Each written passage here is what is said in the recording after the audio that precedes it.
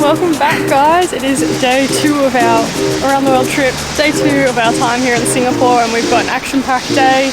We're going to visit a lot of the different local areas like Little India, Kampong Glam, and try some more traditional food, so join us. If you love me, good, good, good with the moon and the sun comes up, then I love you too. I do, do, do, do, do. Come on, get me in a mood, mood, mood, mood, mood. Okay guys, this morning we have gone out for breakfast to get a traditional Singaporean breakfast, which is kaya toast, which is toast with a coconut jam, and we dip it in some soft boiled egg, which sounds very unique to me, so I'm not sure if I'll like it, but we'll give it a go. And we've come to Killarney Kopitiam. Now there are plenty of these across Singapore, however this specific location on Killarney Road is the original. It's been around forever and it still serves up an authentic Singaporean breakfast. Now according to the signs it's been open since 1919, so it's over 100 years old, which is pretty cool. So we do have kaya toast today with a soft boiled egg. We got a coffee, which is a coffee. Now apparently the beans they use in this is a bit different to regular Western coffee and apparently quite a bit stronger. Neither of us drink coffee, so we're in for a bit of a ride. And I believe what they add to it is actually condensed milk, so I'm expecting it to be a little bit sweeter than regular coffee. If anyone has seen that episode of The Simpsons where Bart and Milhouse drink the squishy, I'm a little bit afraid that's what's about to happen to me. Oh, that's good squishy. It's actually quite nice. It's like sweet but really strong coffee. Yeah, I like it. You're not gonna like it.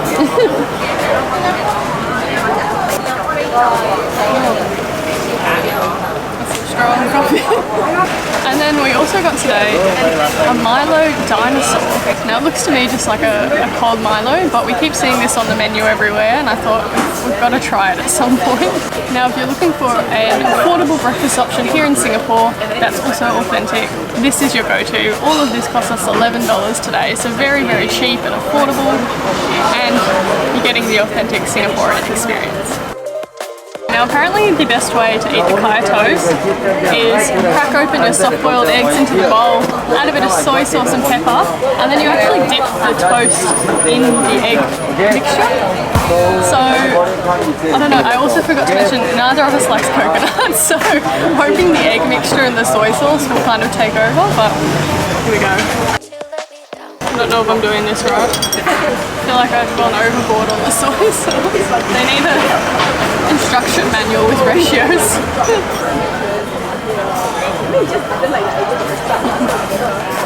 It's interesting. It's a weird combination because you first hit the egg mixture, as I'll call it, which is obviously kind of savoury taste, and then as you bite into the toast you get hit with this like jam.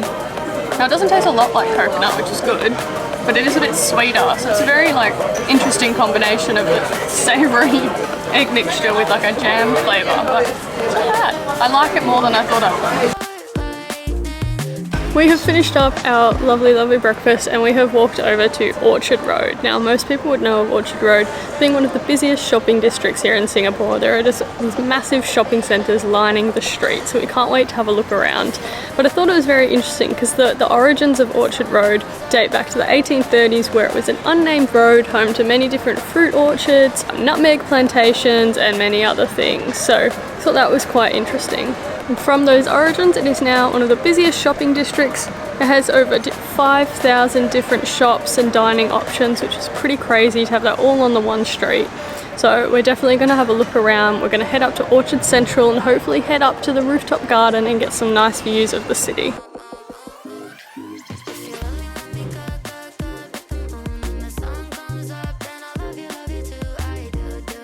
We have come to Orchard Central, a big shopping centre here on Orchard Road. We've come up to the 12th floor where there is this beautiful sky garden. 12 floors doesn't sound very high up, but I feel like we're actually quite high and there are these beautiful views of Singapore. If we go across to the other side, you can see Marina Bay Sands. It's very beautiful up here. The Orchard Shopping Centre definitely wasn't mucking around because this is certainly a garden on a roof. Look at all this greenery.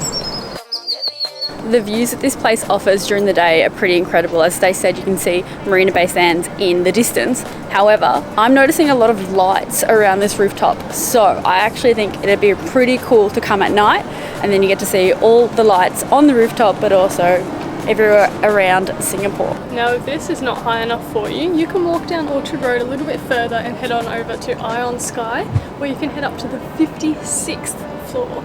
We're on the 12th floor and it feels pretty high up, but the 56th floor, and there's a sky deck, observation deck up there. Now that does cost, I think, about 20 Singaporean dollars per person, I believe.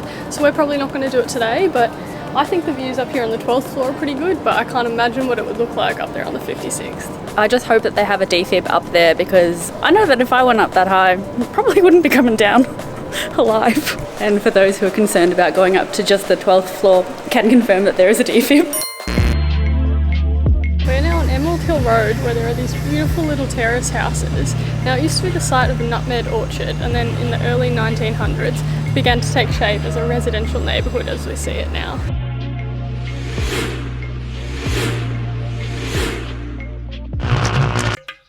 We've now been transported to a completely different part of Singapore, full of different sights, colours, smells. We're in Little India. Guys, we've come to Ananda Bar and Vegetarian. I'm sorry if I didn't pronounce that right.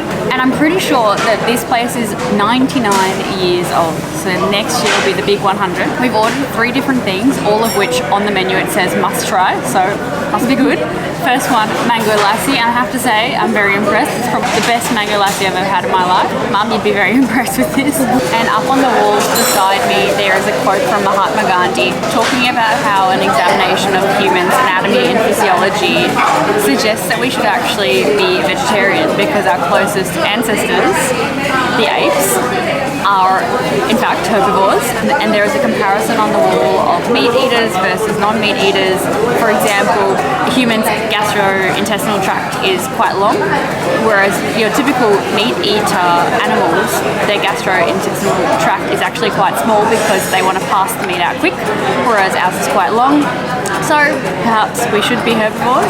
I will let you investigate that yourself, but it is interesting to read about, and obviously everything here is vegetarian. Oh, thank you. Thanks. Tell me you don't eat with your hands without telling me you don't eat with your hands. So I have no idea what this is, and just from looking at it, my explanation would be a big pancake with some curry type mixture on the inside. Let's see how it tastes. We gotta go to India. Is it good? I like it.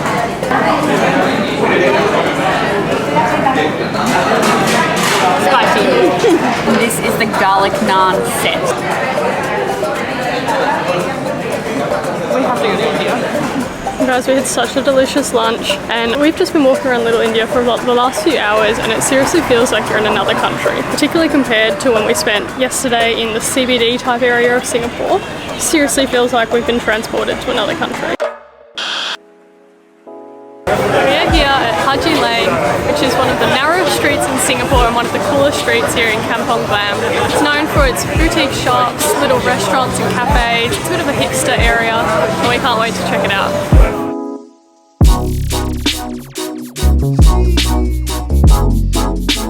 This is really cool. Guys, this street is so cool. We just walked past a photo booth that's pet friendly, so you can bring your dog and do a photo booth session, which is pretty cool. And there's also a really pretty cat up there chilling out. Very chill vibes here. As we explore the Kampong Glam area, the landmark that stands out the most is definitely the gold dome of the Sultan Mosque. This mosque was built in 1824 and is one of the biggest religious places of worship here in Singapore. It definitely stands out here in Kampong Glam, and the exterior is definitely very beautiful.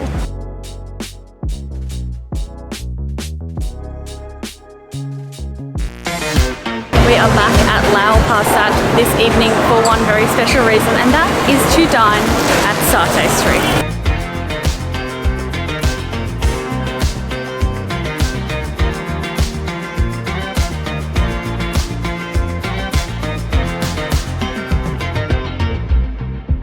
Okay, we have 10 satay skewers here from Satay Street number 7. It is currently a 40-minute wait there, so it's very popular, and hopefully it's for good reason. Let's test it out. The skewers themselves, oh, it's spicy. The skewers themselves are really, really good. You add the sauce, magnifique. Delicious. We also have some chicken kebab and butter rice from the Turkish booth.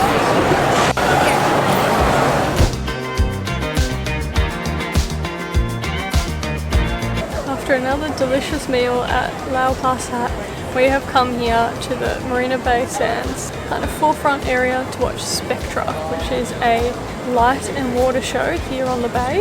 We're very excited.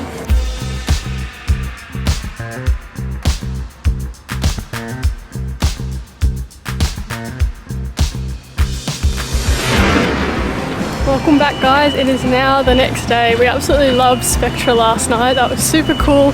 I feel like it was missing some pyro, and there were definitely some moments where I felt like it was copying Pirates of the Caribbean. Definitely got those vibes from some of the songs, but we loved it nonetheless. We are now on Sentosa Island today. We got the MRT this morning, so we changed accommodations. We're now staying in Chinatown tonight. So we did that this morning and then hopped on the MRT to the harbourfront station, where you can get the Sentosa Express, which is the train that will take you across to Sentosa Island. You can also catch a cable car, which is a bit more pricey, or you can walk across as well. But we opted for the Sentosa Express. It was super quick, like literally under 5 minutes. There are a couple stops on the way. First stop was Resorts World, and there was another stop, and then we got off at the beach stop. So walking over to one of the beautiful beaches now.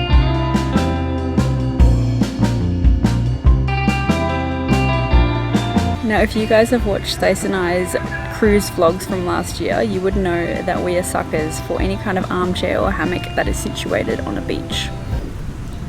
Need I say more? We are here at Palawan Beach, just lounging around on these hammocks, enjoying a bit of sunshine. Oh, sleepy. Okay, we are about to head across this little walkway to this, I don't even know if you could call it an island, it's quite small, but it is the southernmost tip of continental Asia. Sentosa Island is also home to Universal Studios, and I'm told by Stace that there is a far, far away world from Shrek 2, of course, and also the castle from Shrek. I'm wondering if this bridge is themed from Shrek, because Shrek, I'm looking down! Fortunately, the stakes aren't quite as high, and the danger is also not as high here as it was in Shrek number 1.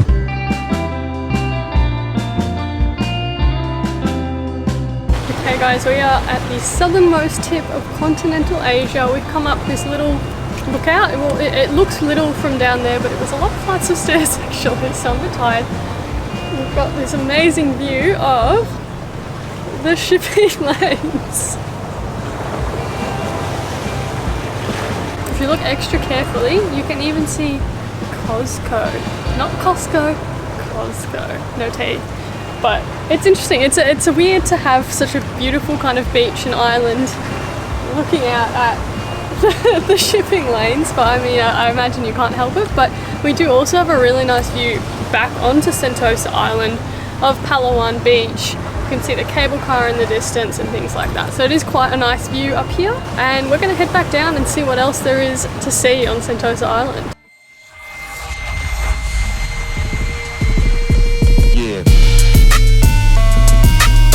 It is about to absolutely bucket down behind me. Guys, we've gone up yet another terrifying elevator to Fort Siloso Skywalk. It is much higher up than I thought it would be. It seems to be a common theme on this Singapore holiday.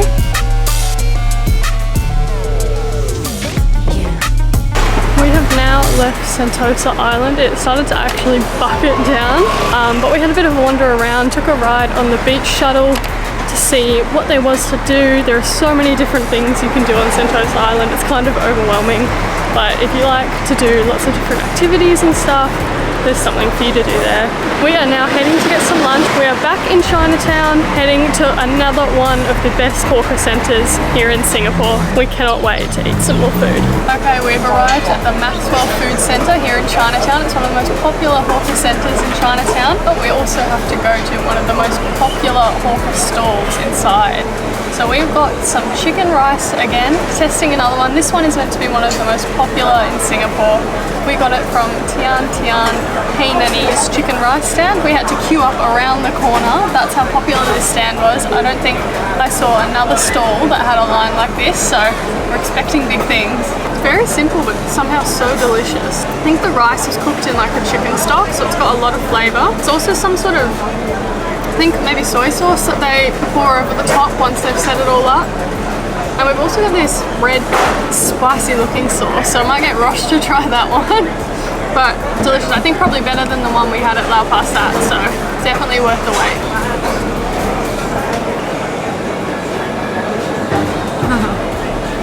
Can you feel it as soon as it hit your tongue? Spicy? Oh yeah, that is the spiciest sauce I've ever had. Okay, you guys, verdict is in. I think the chicken rice we got here at Tian Tian Hainanese chicken rice was definitely better than the one we had at Lau Pa Sat. Obviously similar concepts, it's, you know, rice with chicken, but this one was quite delicious. And again, very affordable. This was a medium, which was listed on their menu as the most popular item, and that only cost us 6 Singaporean dollars, so it's quite cheap. I'm really loving going to all these different hawker markets. I think it's such a cool concept that you just don't see in Australia, just these buildings that are in the middle of, you know, the city and the streets, just full of food stalls with all different cuisines. And again, I think the main advantage and selling point of them is that it's very affordable food, which I am loving. So Rosh has gone to pick us up something else to eat. Can't wait to see what we get. And to finish off our lunch, we have this, I think it's just deep fried sweet potato. I gotta tell you, it's simple, but it's good. We have come to the Marina Bay Sands shopping centre, and I am admiring the canal that they have in the middle of the shopping centre on which you can get a canoe ride.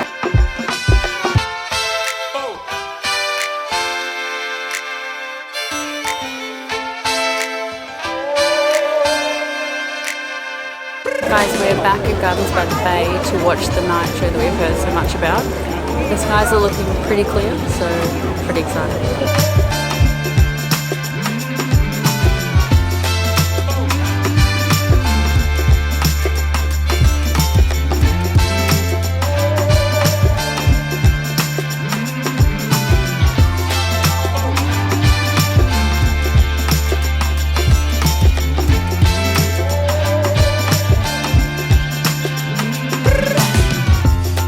We just finished watching Garden Rhapsody, which is the night show here in Gardens by the Bay in the Super Tree Grove, and it was amazing. I actually think it's probably my favourite thing we've done here in Singapore. No offence to Spectra, but it was way better than Spectra. Maybe it was the use of commercial music that, you know, really hit the heart, had some tears in my eyes. Spoiler alert, you know, when you start off a show with the classic Harry Potter theme song, you know you're in for a good one. But my personal favourite would have to be the Jurassic Park theme song. A lot of Disney classics thrown in there as well. It was just really cool show, and I think the best part about it as well was the atmosphere. Everyone was just on the ground, literally lying down, looking up, and just it was just silence apart from the show, and I just thought that was a very cool atmosphere and absolutely loved it. Would definitely recommend, if you had to pick between the two, definitely do this because it is a must-do here in Singapore. Okay guys, that is the end of our third day here in Singapore. Obviously this video is day 2 and day 3. I hope you enjoyed. We got done so much.